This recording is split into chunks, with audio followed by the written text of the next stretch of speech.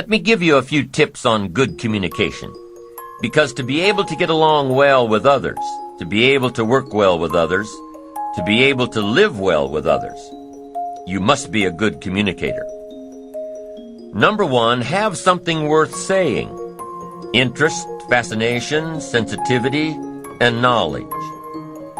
Number two, now that you've got something worth saying, number two is say it well. And you've got to be able to translate it so it'll benefit someone. You must have a good delivery system for your substance and knowledge and awareness and understanding and experience. Learn to say it well. And here are some clues on saying it well. Number one, sincerity. The best communication occurs when both people are sincere, one sincerely wishing to learn or listen, and the other sincerely wishing to share. Number two in saying it well is repetition. Part of saying it well is simply practicing to say it well. Practice, practice, practice. Part of what I teach in sales training is practice. Practice. You start with something simple, and when you don't know much about what you're doing, practice is even more important. Let's say you're in sales and your presentation's not that good, and you wander around saying, "You wouldn't want to buy this, would you?" I'm telling you, maybe if you say that often enough during the day, somebody might say, "Well, maybe I would. What are you selling?" Now you can't say, "Mind your own business." No, once you've opened the door, you've got to go through it. Here's what happens if you practice in sales. You're bound to make sales. Somebody will say, "What are you selling?" and you've got to tell them. Maybe they'll want it. You're bound to get better. If you practice, you'll get better. You'll get better at your sales presentation. You'll get better at listening to your prospect. You'll get better at closing the sale. You'll get better at earning a living. Practice is just as valuable as a sale. Because here's what's valuable in sales: the skills. The sale will make you a living. The skills will make you a fortune. So, practice your presentation and your ability to communicate what you know. The people out there who say, "No, I wouldn't care for any," are just as valuable. Why? Because they took the time to let you practice your presentation. And especially when you're just getting started, you might want to pay them to listen to you practice while you stumble around. So, be thankful for the no's. Practice helps you develop skills. Skills make labor more valuable. If you just sell, you can make a living. If you skillfully sell, you can make a fortune. If you just talk, you can hold a family together. If you skillfully talk, you can build dreams and the future. The difference is skill. You can cut a tree down with a hammer, but it takes about 30 days. If you trade the hammer for an axe, you can cut the tree down in about 30 minutes. The difference between the 30 minutes and 30 days is the tool.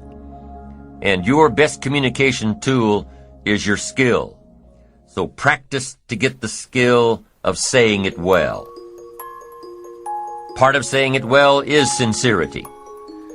The next part is repetition. Now here's another part of saying it well: brevity. Sometimes you don't need too much, just enough. The more you know, here's what I found out. The more you know, the briefer you can be. Because you can learn to make words more effective. Jesus was brief when he was putting his team together. He just wandered around the countryside, and every once in a while he'd see somebody he wanted on his team and said, "You follow me." Now that's short. That's brief. Now why could Jesus be so brief and yet be so effective? Here's what I think. For all that he was that he didn't have to say. For all that he was that he didn't have to say.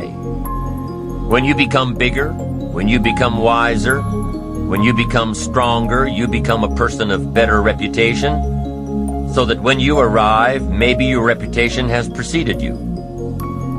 And when you get there, you don't have to say much. You don't have to launch into a 2-hour harangue if your reputation has preceded you. Your reputation will get a lot of the job done for you before you ever arrive. Next is style. Part of saying it well is style. Be a student of style, a variety of styles. Then make sure you develop your own. Be a student, but develop your own. Don't be someone else. Let someone else influence you, but don't become them. Develop your own style. Here's another tip on saying it well: vocabulary. You've just got to have a good vocabulary to say it well. Vocabulary. We can only translate for other people with the tools called vocabulary. If you're lacking in vocabulary, then you're lacking in tools to describe some problem or some answer. Words, vocabulary. You can't communicate without them. And you can't communicate well without a defined vocabulary. Every time you come across a word that's new to you, what should you do? Look it up. Every time you're in a conversation and the other person uses a word that's new to you, look it up. Now, most of the time you can figure out the meaning of a new word by how it's used. But if you can't, make sure you hold your response until you know for sure. Several years ago, some of my friends took a survey among prisoners, some rehabilitation program they were working on. And they weren't looking for this, but here's what they found. There's definitely a relationship between vocabulary and behavior. Interesting. This is what they found. The more limited the vocabulary, the more the tendency to poor behavior. Wow. When you stop to think about it for a moment, it makes sense. Vocabulary is a way of seeing. It gives us insight, and only with your present vocabulary can you see. You can't use tools you don't have to see, to create light, understanding, awareness, comprehension, perception, vision. You can only have as much vision as your present vocabulary will give you. And if you're limited in vocabulary, then you can't see very well. Now, vocabulary is also what we use as a tool to express what's going on in our heart, what's going on in our head. Translate our questions, translate our answers, our perceptions, what we see, to be able to say it.